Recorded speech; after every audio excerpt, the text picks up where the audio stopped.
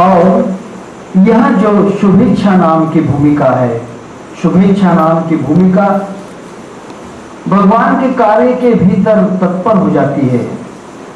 मनुष्य अखंड कार्य करते रहता है, संसार में झगड़े, प्रेम, बहुत सी बातें करते रहता है, विरह, त्याग, समस्त बातें करते रहता है।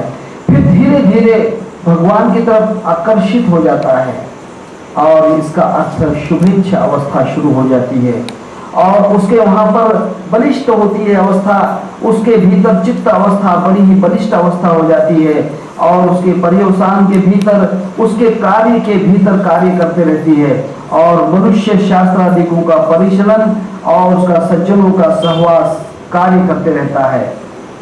संत जन जो होते हैं सज्जनों के भीतर कार्य करता रहता है, जो अच्छे कार्य करते हैं उनके साथ कार्य करते रहता है।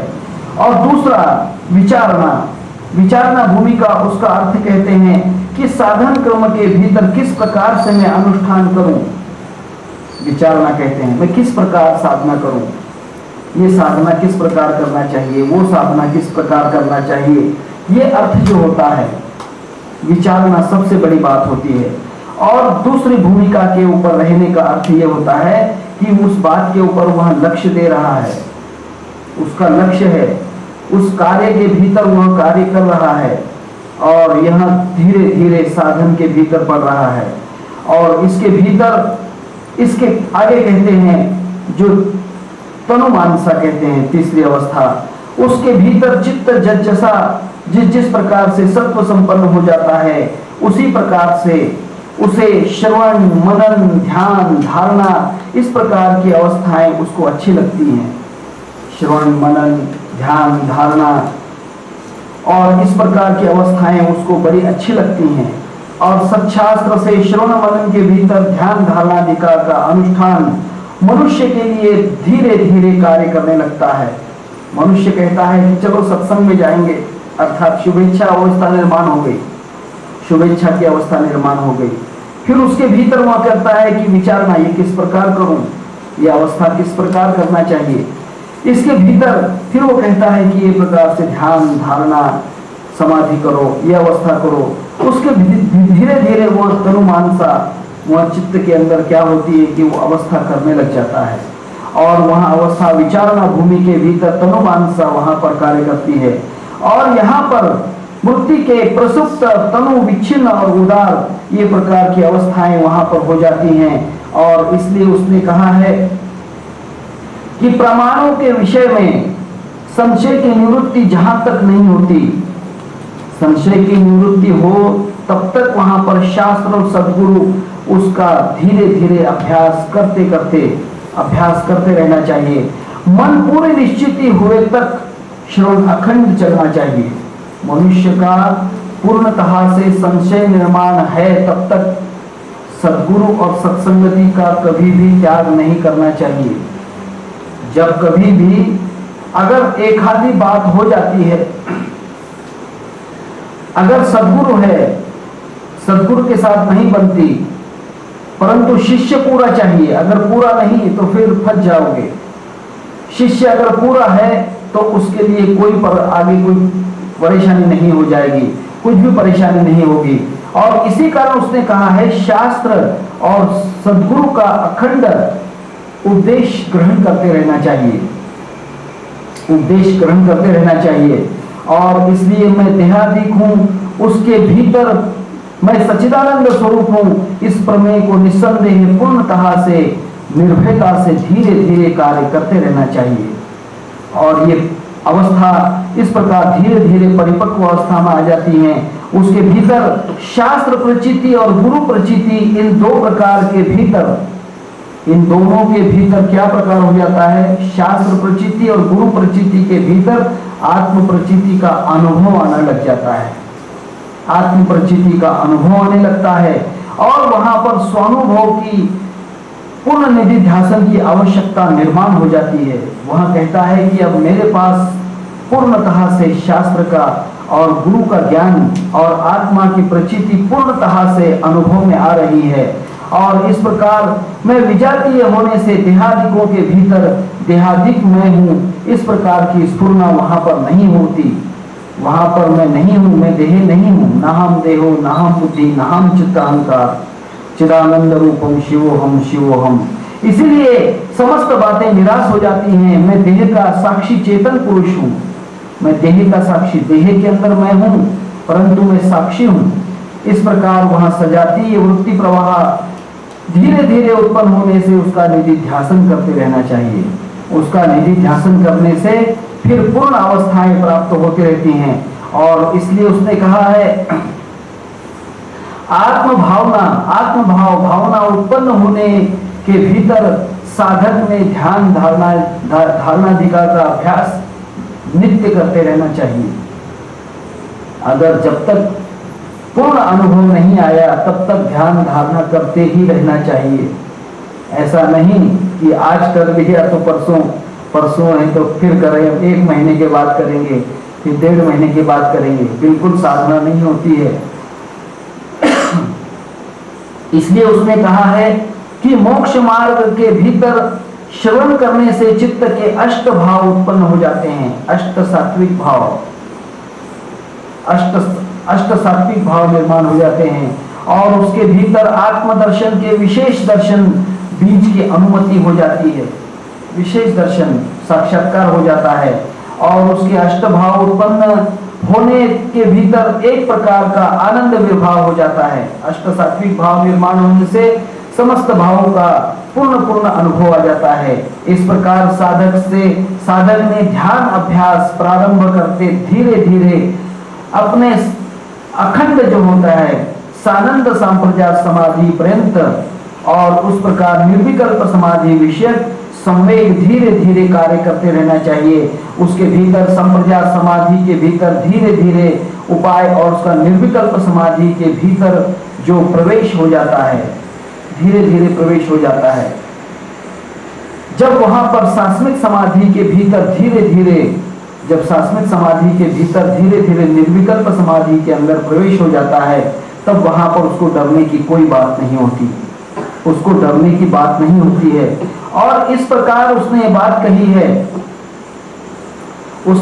कही है कि आसन प्राणायाम इत्यादिकों की आवश्यकता होती है।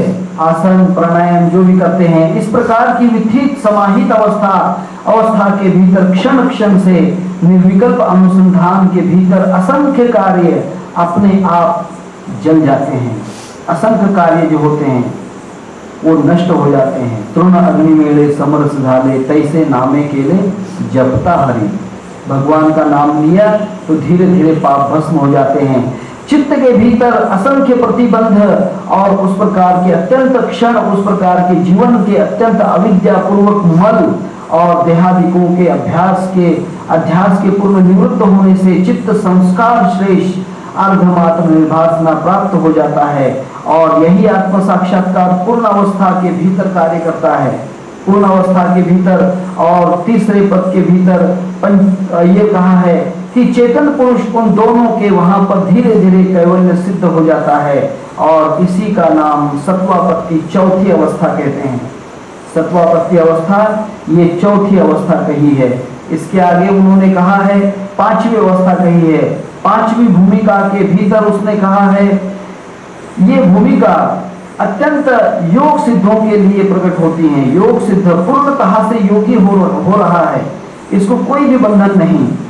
ये अप्रोक्ष ज्ञान की भूमिका है पांचवी भूमिका। और इस प्रकार के भूमिका के भीतर योगियों के भीतर योग सिद्धि सहजता से प्रकट होती हैं। तो वह योगी मात्र किसी सिद्धि के भीतर संसक्त नहीं होता, कोई भी सिद्धि के भीतर उसके कोई भी कार्य को नहीं करता, सिद्धता के भीतर पीछे नहीं बढ़ता है। जो मनुष्य सिद्धता के पीछे पड़ गया फिर उसका साधन नष्ट होता है। इसके लिए उसने कहा है पूर्ण सिद्ध हो जाओ तब सिद्धियां करो। इसीलिए उसने कहा है इस भूमिका में असंशक्ति उसका नाम कहते हैं सत्वापत्ति। चतुर्थ भूमिका में सिद्धता आत्म साक्षात्कार के भीतर परिच्छन्न अहम भाव उसका पूर्ण अहम भाव लाभ संशक्ति पांचवी भूमिका पर प्राप्त होती है। पांचवी भूमिका अच्छी ही अनुभव की भूमिका हो जाती है। इस प्रकार अगर आपने अन्न भोजन किया है तब उसके भीतर आत्म तत्व के भीतर अनुभव उसका हो जाता है। अन्न का, भोजन का जो खाते हैं, उस अन्न का आत्म तत्व के भीतर कार्य होता है। असंशक्ति उसे जीवन मुक्त पुरुष के भीतर परिचिन्न अहम भाव की पूर्णतः निवृत्ति के भीतर पूर्ण अहंकार अवलोकित होता है, वह उसका अनुभव प्राप्त करता है। वह धीरे धीरे उसका अनुभव प्राप्त होता है।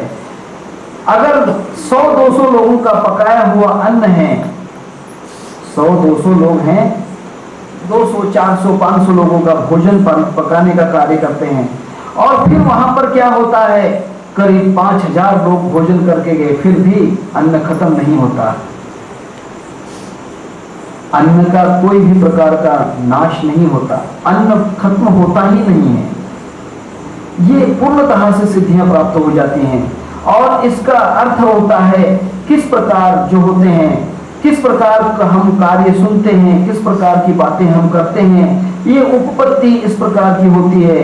इसका अर्थ ये होता है कि यहाँ भूमिका यम यम काम कामयते सो अश्य संकल्पा है समुतिष्ठति।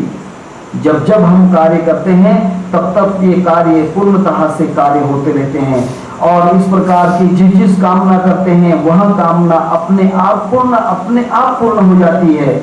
और इसीलिए सत्वपत्ति के आत्म साक्षात्कार पूर्णतः से प्राप्त हो जाता है, पूर्णतः से आत्म साक्षात्कार हो जाता है, और उसको असंशक्ति नामक 5वीं भूमिका के भीतर उस योगियों के सिद्धि वैभव अपने आप प्रकट हो जाते हैं,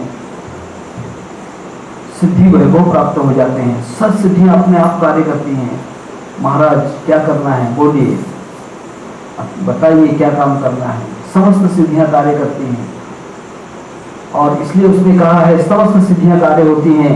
ये दोनों अवस्थाओं के भीतर जगत भान होता है, और जीवन मुक्त की जागृत अवस्था, और वहां पर उसका जो छठा भाव होता है पदार्थ भाविनी होता है। पदार्थ भाविनी का अर्थ जो होता है समस्त कार्य पूर्णतः से कार्य अपने आप होते रहते हैं। देखिए, मुक्ताबाई ने कोई बच्चों को, स्त्रियों को, पुरुषों को जिंदा नहीं किया, मुक्ताबाई ने किसी को जीवित नहीं किया, परंतु एक कुत्ता था चांददेव के वहां पर एक बार गए तो कुत्ता था, मरा हुआ कुत्ता था। उसने कहा कि अरे चलो उठो, क्यों सोते हो, उठो, बस इतनी बात कही, अपने आप लोग उठकर खड़े हो गए। कितने दिनों से मरे हुए थे, चांददेव महाराज उसकी रास्ता देख रहे थे कि मैं समाधि टूटेगी फिर मैं उनको जिंदा करूंगा। तब ये मुक्ताबाई ने क्या किया, जो कुत्ते का बच्चा था, मरा हुआ बच्चा था, उस कुत्ते को अरे उठो उठो, बस इतना ही कहा, समस्त लोग उठकर बैठ गए और अपने अपने घर चले गए। तब उसने कहा कि कमाल की बात है, 8 साल की बच्ची, कमाल की बात है, मैं तो 1400 वर्ष, 1400 वर्ष तक मैं साधना कर रहा हूँ, जब कभी सिद्धि प्राप्त, ये तो 8 साल की लड़की है, ये कैसे प्राप्त करती है, ये देखना चाहिए। इसीलिए चांददेव महाराज आनंदी में पहुंच गए, ज्ञानेश्वर महाराज आगे निकल गए थे, तब वहां पर पहुंचे। तब उसने सोचा कि किस प्रकार पत्र देखना चाहिए, चिट्ठी लिखना चाहिए, चिट्ठी क्या लिखें। तब वहां पर 64 श्लोक लिखे उसने, 64 श्लोक, कितने लिखे, 64 श्लोक लिखे। उसने कहा कि बहुत लिख दिया, देखो क्या है, बहुत बातें कर दी, इतनी बातें कह दी, ये है वो है, ऐसा है वैसा है। उसके बाद उसने कहा, तब ज्ञानेश्वर महाराज के पास चिट्ठी गई, उसने कहा कि कुछ भी क्या लिखा है इसने, उसने एक श्लोक लिख दिया, 65वां श्लोक। 65वां श्लोक लेकर वहां पहुंचा है, चांददेव महाराज के पास गए, उसने कहा कि बस एक ही श्लोक कहा, मैं तो 64 श्लोक कहते रहा और ये एक ही श्लोक कहा, क्या बात है। पूर्ण बातें उसने एक श्लोक में बात कही थी ज्ञानेश्वर महाराज ने। तब उसने कहा कि चलो ये बात इसे देखना चाहिए। तब मुक्ताबाई, ज्ञानेश्वर महाराज, सोपान देव, निवृत्तिनाथ उसके लिए वहां मंजन कर रहे थे। मंजन करते करते वहां पर आए चांददेव। अब आए तो चांददेव का प्रकार क्या था, शेर पे बैठ कर आए, हाथ में हंटर था, सांप का हंटर था, सांप का हंटर था। इंद्री जो थी वहां उसको नाथ बिल्कुल कस के रखा है और बिल्कुल आकाश मार्ग से चले आए। उसने कमाल की बात कही। उसने कहा कि अरे ये चांदते हुए कमाल की बात है, ये तो आ रहा है। उसने कहा कि एक काम करो, ये दीवार पे हम बैठे हैं मंजन करने के लिए, चलो यही चले, ये दीवार को लेकर चलते हैं। ज्ञानेश्वर महाराज ने उसकी इच्छा नहीं की कि चलाना चाहिए, ये चमत्कार नहीं किया। उसने कहा कि चलो हम भी चलते हैं उसको देखने के लिए। तो अपने आप कार्य होते गए और ये जो कार्य होते हैं ये पदार्थ भाविनी के कार्य हो जाते हैं। पदार्थ भाविनी मुद्रा जो होती है, अवस्था होती है, बहुत बड़ी ज्ञान की भूमिका हो जाती है। पदार्थ भाविनी में समस्त कार्य अपने आप हो जाते हैं। और ये सातवीं भूमिका जो होती है तुर्यगा नाम की भूमिका, तुर्य अवस्था जिसे कहते हैं, तुर्यगा। हाँ, उसने कहा है कि तुर्यगा अवस्था ज्ञान की सातवीं भूमिका है और जीवन मुक्ति के स्वप्न तुल्य अवस्था और उसके भीतर पदार्थ भाविनी यह तुर्यगा सुषुप्त अवस्था है। अर्थात तुर्य अवस्था पूर्ण अवस्था एक प्रकार की सोने की अवस्था है, निद्रा लेने की अवस्था है, सोने की। वह विराट क्या है और इस अवस्था के भीतर स्वप्न में किसी प्रकार के कोई प्रकार का कार्य नहीं होता है और ये पदार्थ भाविनी से अत्यंत जगत के कार्य हो जाते रहते हैं।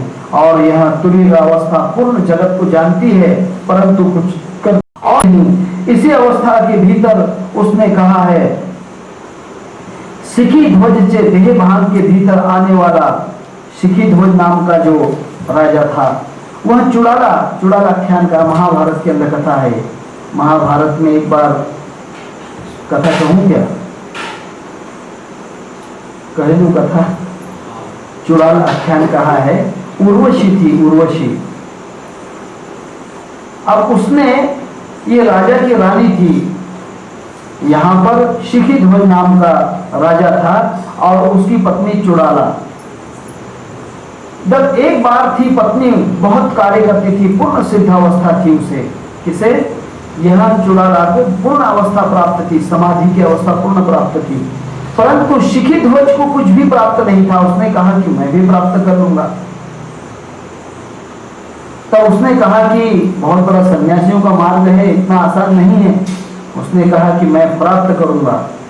और तब वहां पति जो था, उस पति ने क्या किया, इसके लिए बहुत बड़ा किताब है, ये जो सिद्धरामेश्वर महाराज की किताब है, बहुत बड़ा चुड़ालाख्यान के लिए। मेरे ख्याल से हिंचगिरी में मिलता है, यहाँ पर नहीं है, यहाँ पर मिलेगा नहीं, हिंचगिरी में मिलता है किताब। कभी गए तो वहां से लेकर दूंगा किताब। चुड़ालाख्यान बहुत बड़ी कथा है। तब प्रकार ऐसा हुआ कि वहां तपस्या करने लग गया। कौन, जो विश्वभानु वहां पर तपस्या करने लगा। शिखी ध्वज में वहां पर तपस्या करने लग गया, बहुत दिनों तक तपस्या करी। तब ये पत्नी ने विचार किया कि ये तपस्या क्या कर रहा है, क्या तपस्या करता है। तब उसने साधु का रूप धारण किया। किसने, यह जो स्त्री थी, रानी जो थी चुड़ाल, उसने साधु का रूप धारण किया और उसने कहा कि महाराज मैं तुम्हारे लिए आकर बहुत अच्छा कार्य करती हूँ, साधु के रूप में। उसने कहा कि ठीक है, तुम मेरे शिष्य हो, बहुत अच्छी बात है, रह सकते हो, कोई फिक्र की बात नहीं। बात यह हुई, इसने कहा कि नहीं, मैं तो गुरु हूँ। इसने कहा कि मैं तो गुरु हूँ। उसने कहा तो गुरु है तो कोई बड़ी बात नहीं, गुरु हो तो कोई बड़ी बात नहीं। तब ये गुरु के रूप में चुड़ाल जो थी वहां पर थी, गुरु के रूप में थी। तब बात ऐसी हुई, चुड़ाल ने एक बार स्नान करते हुए नदी के भीतर गई। तब उसने कहा कि देखो मेरे 100 साल पूरे हो चुके हैं, अब मुझे तरुण अवस्था प्राप्त हो जाएगी, परंतु मेरी अवस्था पुरुष के जैसी नहीं रहेगी। कौन कहती है, चुड़ाल।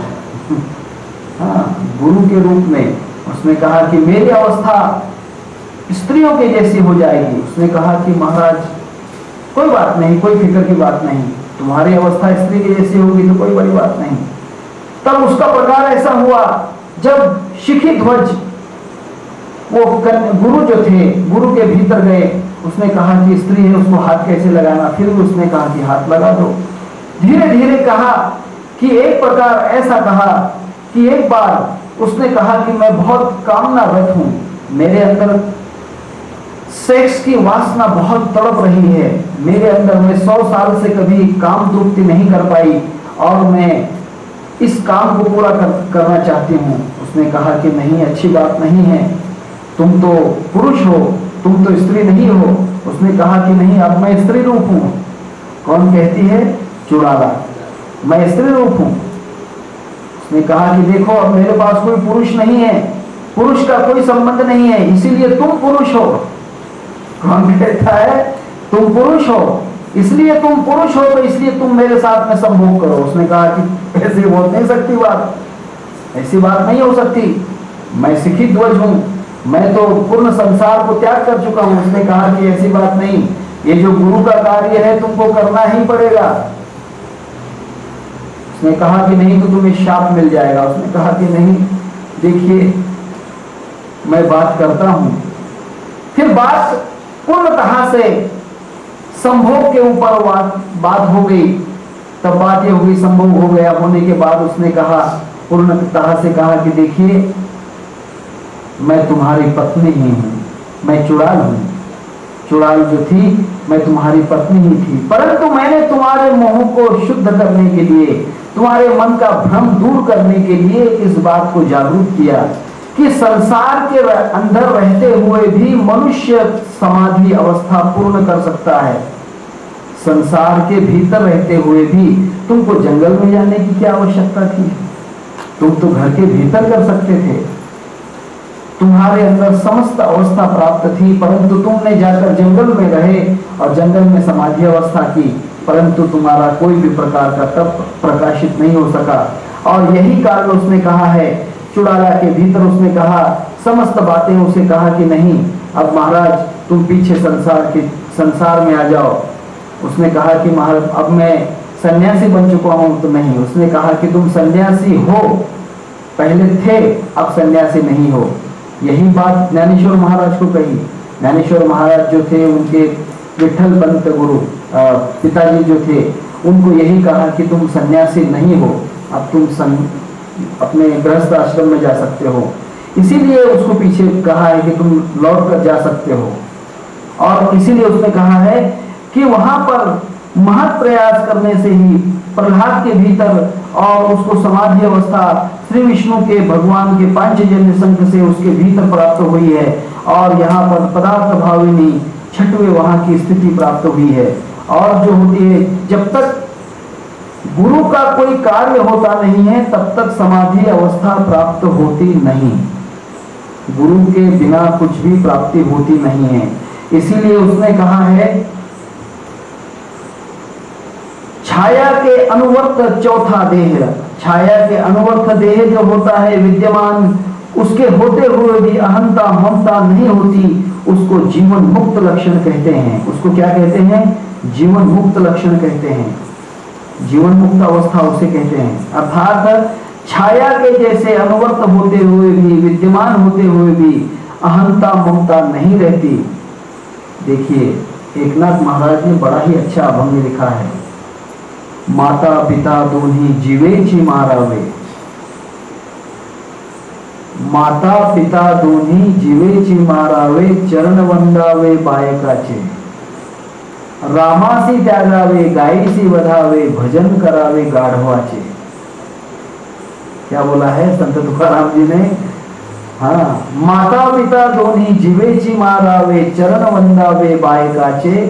रामासी त्यागावे, गायीसी वधावे, भजन करावे गाढवाचे। भावाचे लग्न बहिणीशी करावे, तेणे पावे ब्रह्मपद। भावाचे लग्न बहिणीशी करावे, तेणे पावे ब्रह्मपद। तुका म्हणे हे पुण्य असे माझ्या गाठी, तरीच हे दृष्टि देखेन मी। संत तुकाराम जी ने बड़ा अच्छा ही कहा है, बड़ी अच्छी बात है। अहंता और ममता, अहंकार और ममता, माता पिता दोनों। माता जो होता है ममता और अहंकार पिता। माता पिता दोनों जीवेची मारावे, इसको पूर्णतः से नष्ट कर दो। ममता और अहंकार इसको पूर्णतः से नष्ट कर दो। उसके भीतर क्या करेंगे, क्या कहते हैं, माता पिता दोन्ही जीवेची मारावे, चरण वंदावे बायकाचे, बा एकाचे, बायकाचे नहीं, बा एकाचे, एक ही भगवान, एकम नित्यम विमलम अचलम सर्वधी साक्षीभूतम। हाँ, रामासी त्यागावे गायसी वधावे।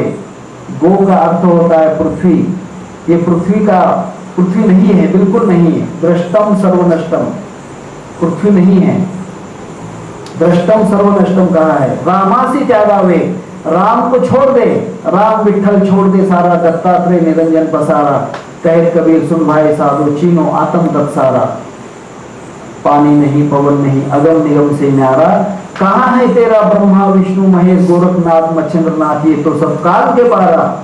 राम विठल छोड़ दे सारा, दत्तात्रेय निरंजन पसारा, कहे कबीर सुन भाई साधो, चीनो आत्म तत्सारा। ये गोरखनाथ मच्छिंद्रनाथ कहाँ के, ये तो बाल बच्चे हैं, इनका क्या कार्य है, इनमें कुछ भी दम नहीं है।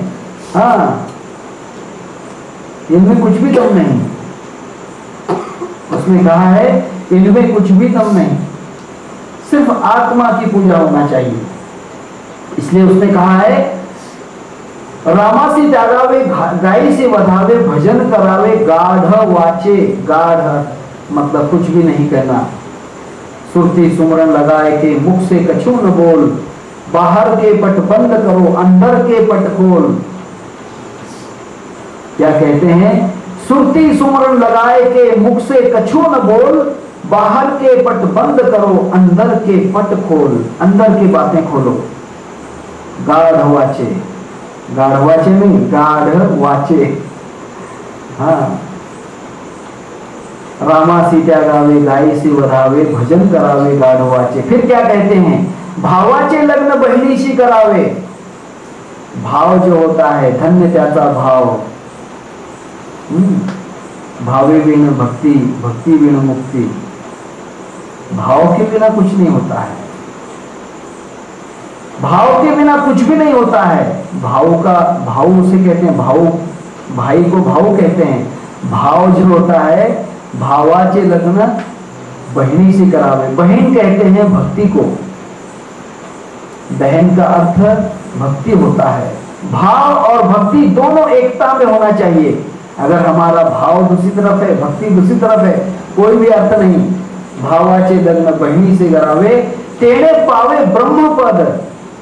तुका म्हणे हे पुण्य असे माझ्या गाठी, तरीच हे दृष्टि देखे नहीं तो हो नहीं सकता है। इसीलिए उसने कहा है ममता और अहंकार का विनाश होना चाहिए। ममता और अहंकार का विनाश यही जीवन मुक्त का लक्षण है। और स्वभावतः आत्मा के लक्षण और गुण दोष उस प्रकार से संसार के भीतर समदर्शी होने से जीवन मुक्त के लक्षण हो जाते हैं। जीवन मुक्त अवस्था उसी को कहते हैं। ममता और अहंकार वहां पर नहीं होता है,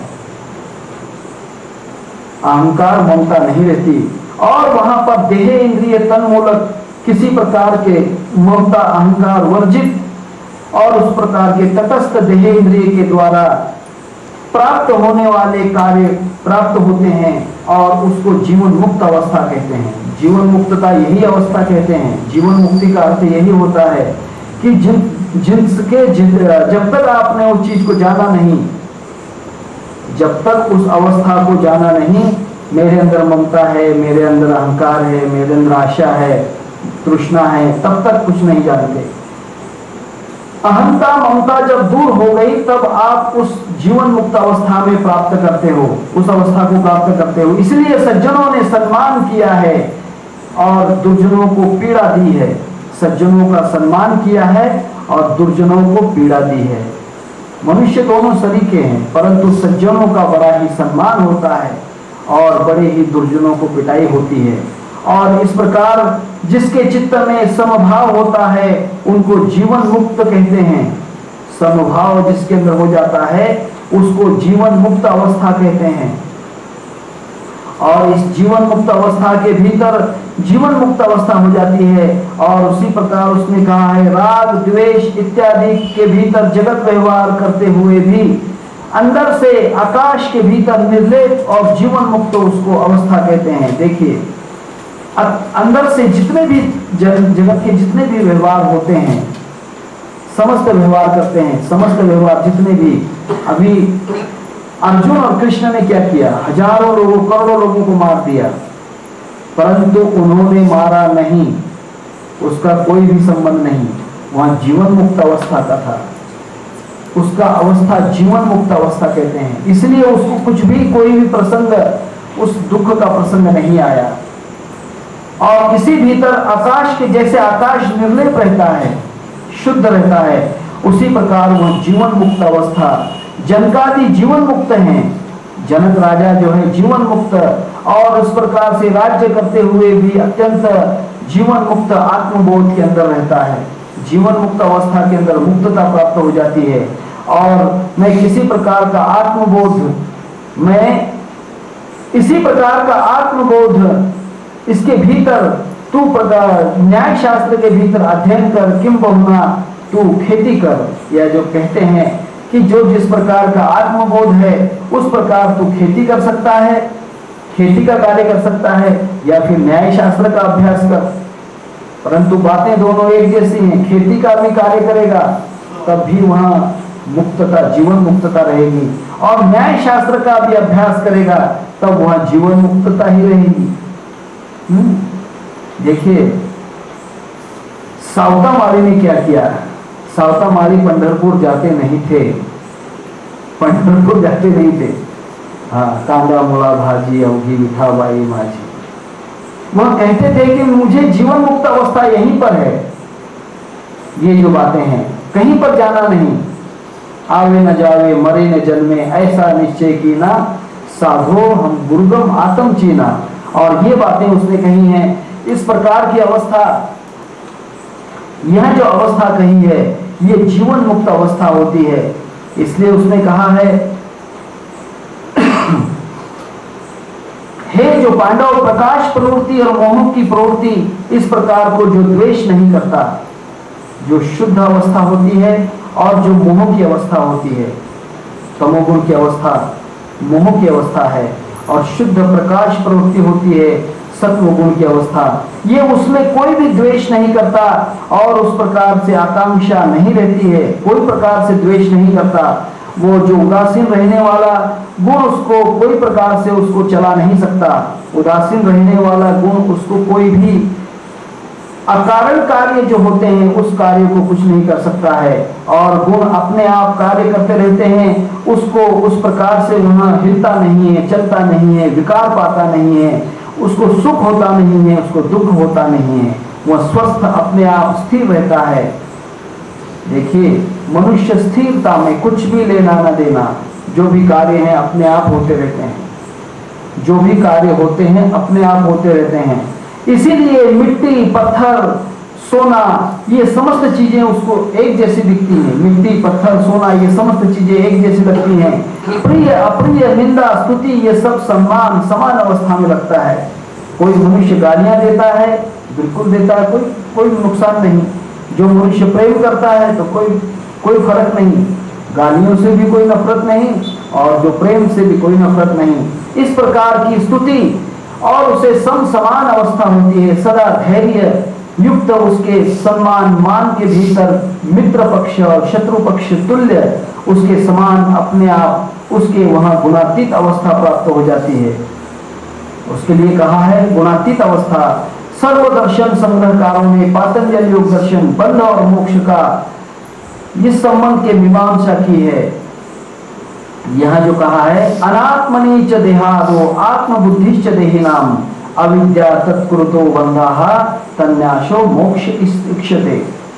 यहां जो कहा है इस प्रकार उसने कहा है जो भी मोक्ष की इच्छा करने वाला जो होता है किसी आत्मा और अनात्मा का विचार नहीं करता है। समस्त जो भी है सब समान है, कुछ भी भेद नहीं। नहीं तो मनुष्य हिंदुओं का मुसलमानों का भेद करता है, हाँ? मनुष्य हिंदुओं का भेद करता है, मुसलमानों का भेद करता है, क्रिश्चियनों का भेद करता है। यह अवस्था नहीं। हिंदू कहो तो मैं नहीं, मुसलमान भी नाय, पांच तत्व का पूतला दैवी भीतर रहा है। मेरे अंदर कोई संबंध नहीं, मैं हिंदू हूं कि मुसलमान हूं, मैं इसको नहीं जानता हूं। यही अवस्था उसके होती है। न हो मुल्ला न हो बम्मन, दुई की छोड़कर पूजा, हुक्म है शाह कलंदर का, अनल हक तू कहा ताजा। कहे मंसूर मस्ताना, हक मैंने दिल में पहचाना, यही मस्तों का मैं खाना, और इसी के बीच आता जा। इसी के बीच आना चाहिए। कुछ भी, कोई भी प्रकार की परेशानी नहीं होना चाहिए। हिंदू तो हिंदू है, मुसलमान तो मुसलमान है, ऐसा भेद नहीं होता है। जब तक भेद है तब तक परेशानियां होती हैं। इसीलिए होता है, भेद से बिल्कुल भेदा भेद होना ही नहीं चाहिए। विष्णुमय जगत वैष्णवांचा धर्म, भेदा भेद भ्रम अमंगल।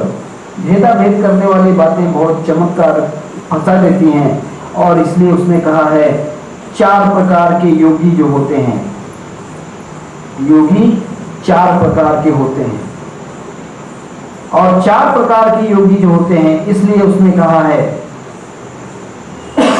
गीता में भी कहा है, गीता में कहा है आर्त भक्त, अर्थार्थी भक्त, जिज्ञासु भक्त और ज्ञानी भक्त उसे कहा है।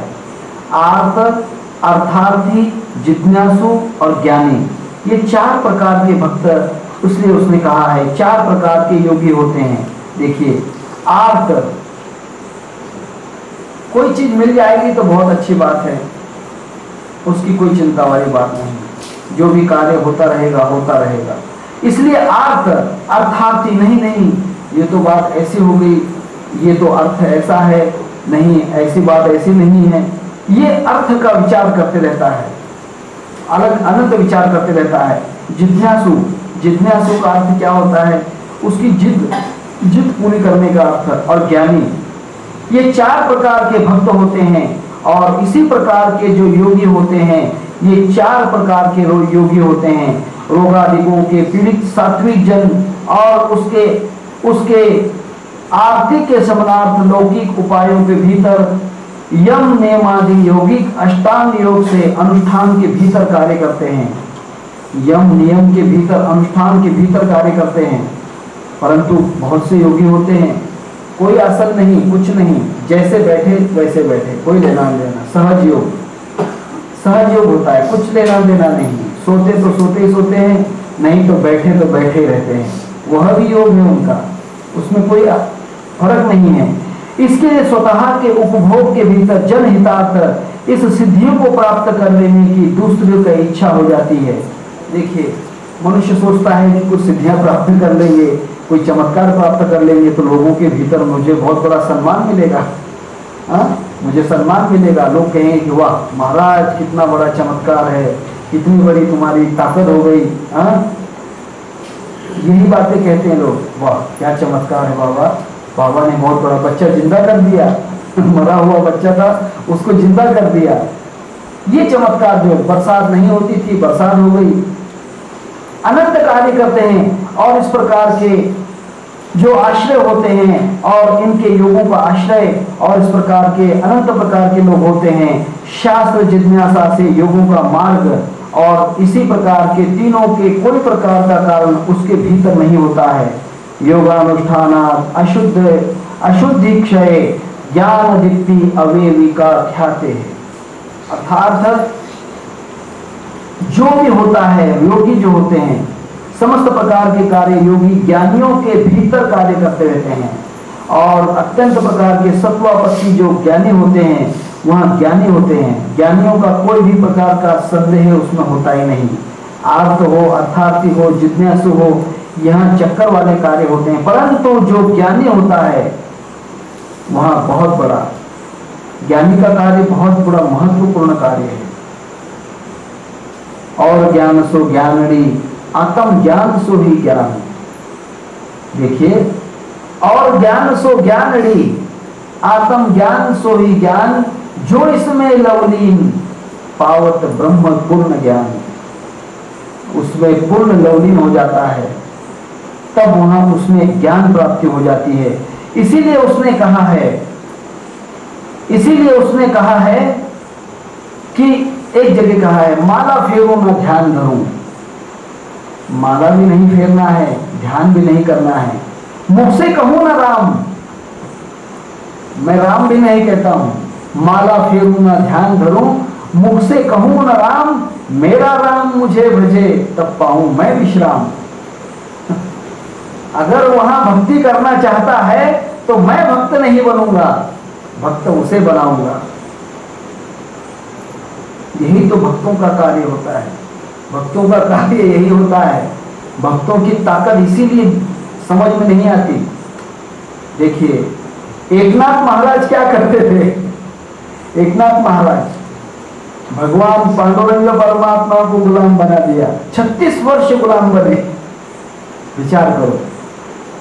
कहा कि मुझे कोई माला गला फेरने की कोई आवश्यकता नहीं, मेरा राम मुझे भजे तब पाऊं मैं विश्राम। मुझे विश्राम जब होगा जब वो मेरी भक्ति करेगा, नहीं तो हम तो भगवान के पीछे दौड़ते रहते हैं।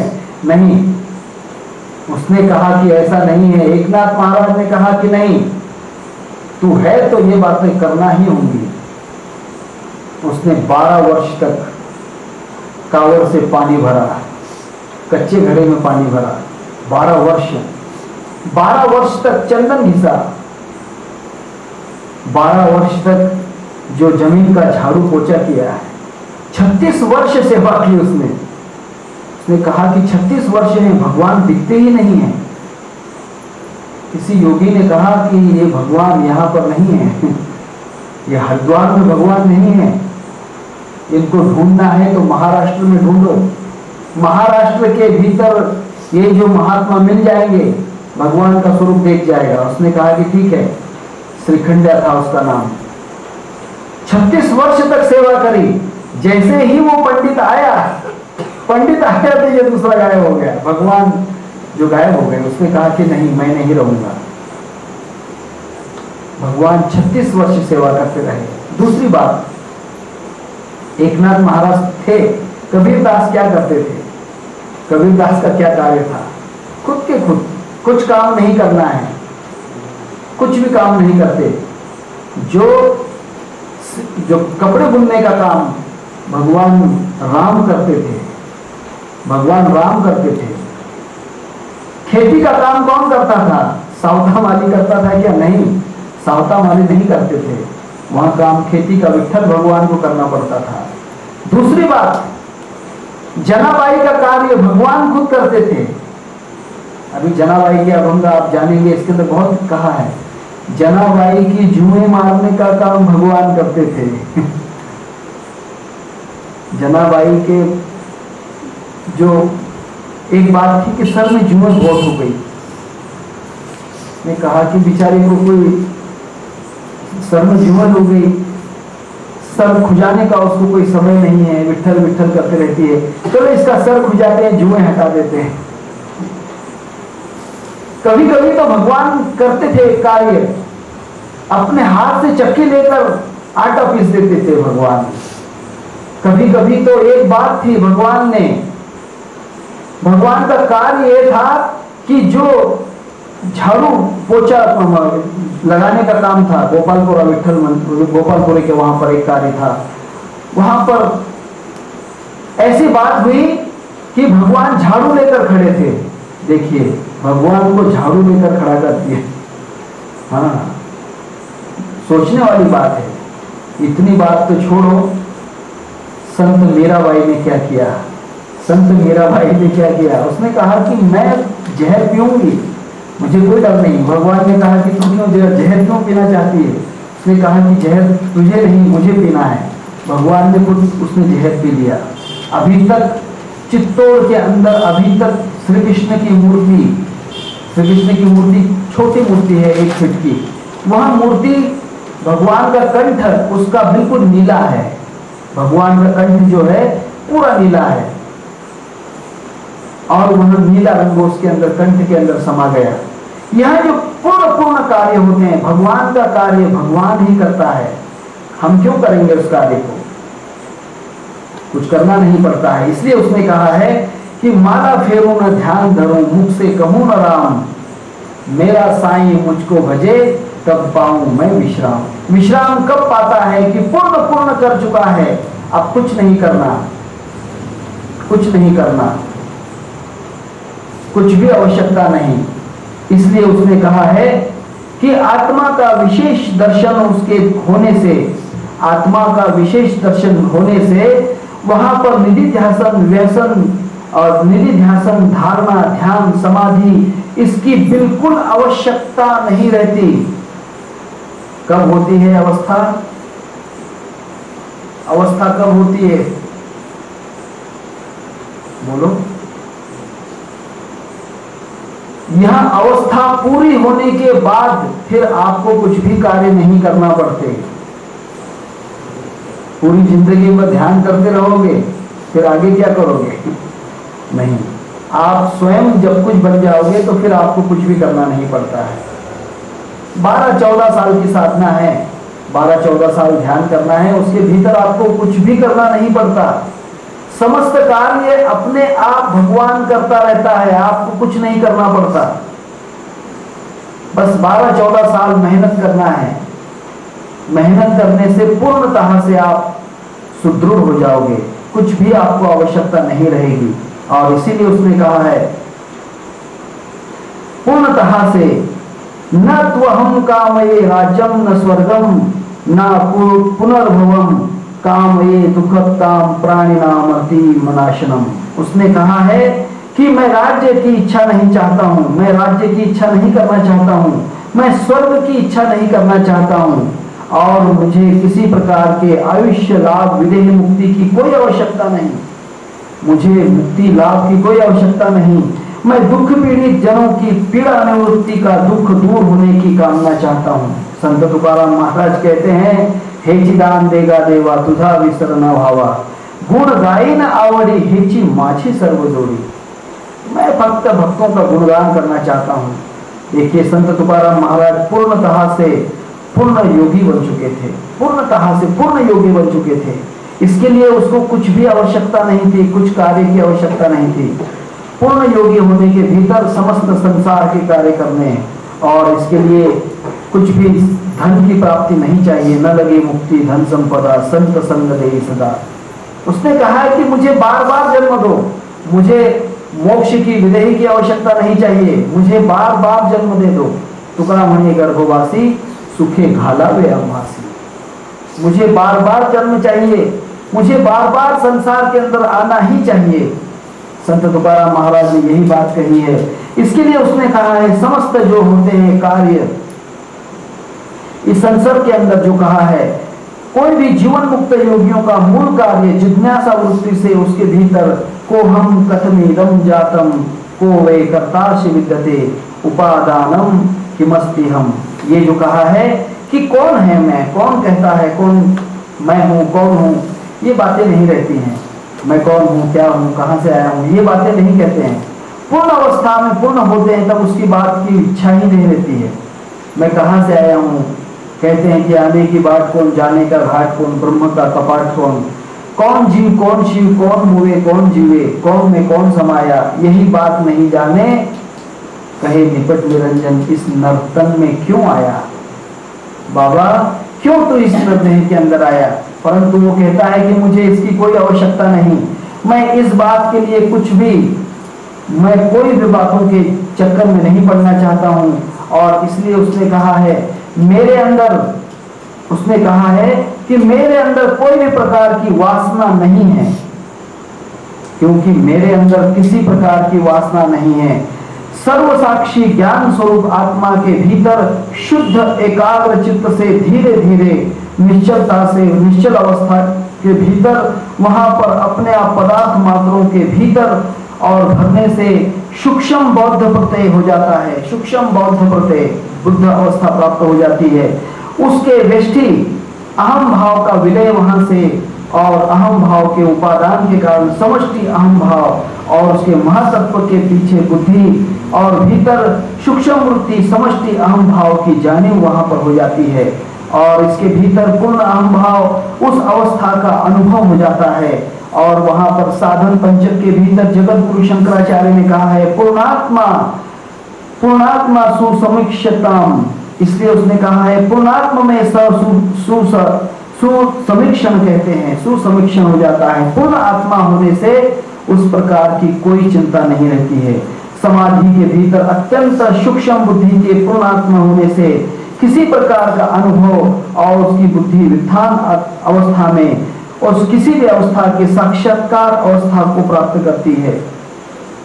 कोई भी अवस्था उसको साक्षात्कार अवस्था ही प्राप्त करती है।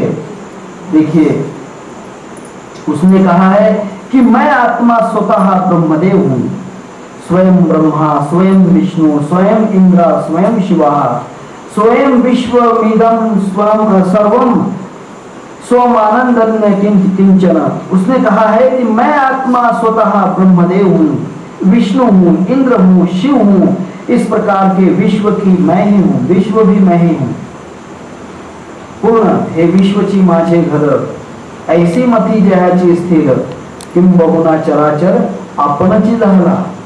ये जो पूर्ण ब्रह्मांड है मेरा ही रूप है, पूर्ण ब्रह्मांड मेरा ही रूप है, इसीलिए मेरा शिव मेरा विष्णु मेरा इंद्र मेरा ब्रह्मा ये ऐसी अवस्थाएं नहीं है, मेरा ही पूर्ण ब्रह्मांड मैं ही बना हुआ हूं, पूर्ण ब्रह्मांड मैं ही हूं।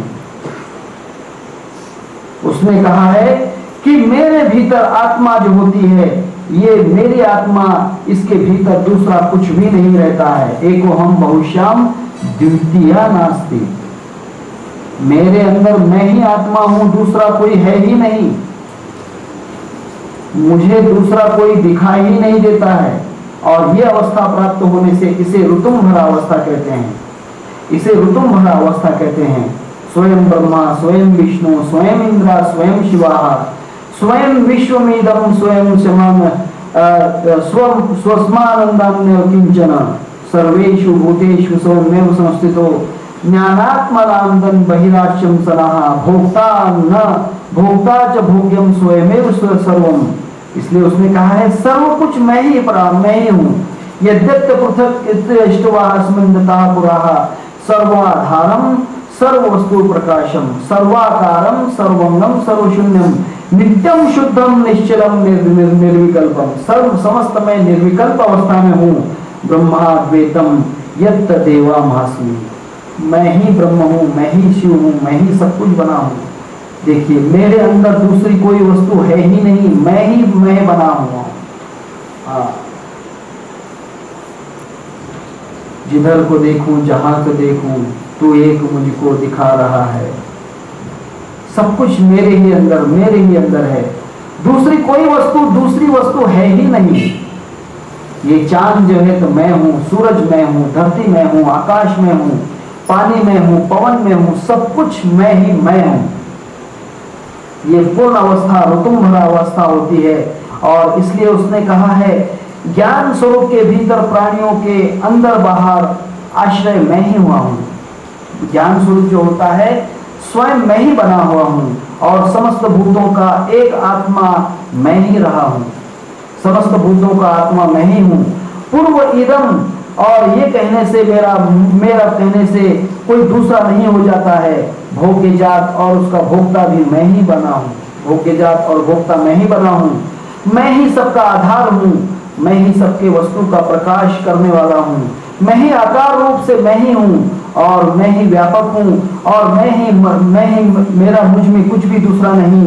तात्पर्य नित्य शुद्ध निश्चल निर्विकल्प केवल ब्रह्म मैं ही हुआ हूं, मैं ही ब्रह्म हूं, दूसरा कुछ भी नहीं, दूसरा कुछ भी है ही नहीं, ये उसने कहा है। और इस प्रकार के जगत के अधिष्ठान ब्रह्म मैं ही हूं। प्रत्यय बुद्धि के भीतर उत्तम भरा प्रज्ञा का बिंदु शंकराचार्य ने कहा है। शंकराचार्य ने यही कहा है कि पूर्ण ब्रह्म मैं ही बना हूं, दूसरी अवस्था कुछ भी नहीं है, पूर्ण ब्रह्म मैं ही बना हूं। यह जो अवस्था होती है ये प्रज्ञा होती है, बहुत बड़ी अवस्था होती है। ये अवस्था के भीतर जो कोई रममान होता है, तब उसको ध्यान की कोई आवश्यकता नहीं, ज्ञान की कोई आवश्यकता नहीं, धारणा की कोई आवश्यकता नहीं। ये अवस्था आ गई तो, ये अवस्था आ गई तो, परंतु सामान्य मनुष्यों के भीतर ये अवस्था नहीं आती। जो कोई इस मार्ग से चलता है उसी को ये अवस्था आती है, उसी को ही ये अवस्था आती है, समस्त लोगों को अवस्था नहीं आती। इसलिए उसने कहा है प्राप्ति करने के बाद वहां प्राप्त ही हो जाता है। गौतम जी ने क्या कहा है? गौतम बुद्ध ने यही कहा है कि मैं पूर्ण पूर्ण ब्रह्मांड को ढूंढ चुका हूं, पूर्ण समस्त जगत को देख चुका हूं, कोई ब्रह्म दिखा नहीं कोई दिखा नहीं, इसलिए मैं ही हूं, दूसरा कोई है ही नहीं, सिर्फ मैं ही अकेला हूं, दूसरा कोई है ही नहीं। मैंने पूर्ण ब्रह्मांड को ढूंढ लिया, इतना ढूंढा कि मैंने पूर्ण अहोरात्र रात और दिन ब्रह्म दिखा ही नहीं, ब्रह्म दिखा ही नहीं। तब उसने कहा कुछ भी नहीं, कुछ भी नहीं, सिर्फ मैं ही मैं हूं, दूसरा कुछ नहीं, सिर्फ मैं अकेला हूं। एकम नित्यम विमलम अचलम सर्वधी साक्षी भूतम, सबके अंदर मैं ही भरा हुआ हूं, मैं ही सबके अंदर भरा हूं। यही कैवल्य साक्षात्कार होता है। कैवल्य साक्षात्कार इसी को कहते हैं पूर्ण अवस्था। इस अवस्था में कुछ भी आलंबन की आवश्यकता नहीं रहता है, मनुष्य किसी के भीतर अवलंबन नहीं रहता है। यहाँ समस्त निराकाश निष्प्रभ अवस्था, कोई प्रकार की इसके अंदर कुछ भी उसका अवस्था का भेद नहीं रहता है, वही सब कुछ वही भरा हुआ है। और उसने कहा है सब कुछ मैं ही बना हुआ हूं, फिर है ही क्या? सब कुछ मैं हूं तो फिर दूसरी कोई वस्तु है ही नहीं, समस्त एक ही एक है, दूसरा कुछ भी नहीं। और यही कारण जो होता है ऋतुम्भरा की अवस्था यही प्राप्त करती है, और इसी कारण ऋतुम्भरा अवस्था के भीतर प्राप्ति हो जाती है। कुंडलीक वरदा हरि विठ्ठल श्री ज्ञानदेव तुकाराम सद्गुरुनाथ महाराज की जय। हरे राम राम राम हरे हरे, हरे कृष्ण कृष्ण कृष्ण हरे हरे, हरे राम राम राम हरे हरे, हरे कृष्ण कृष्ण कृष्ण हरे हरे, हरे राम राम राम हरे हरे, हरे कृष्ण कृष्ण कृष्ण हरे हरे। गोपाल कृष्ण भगवान की जय।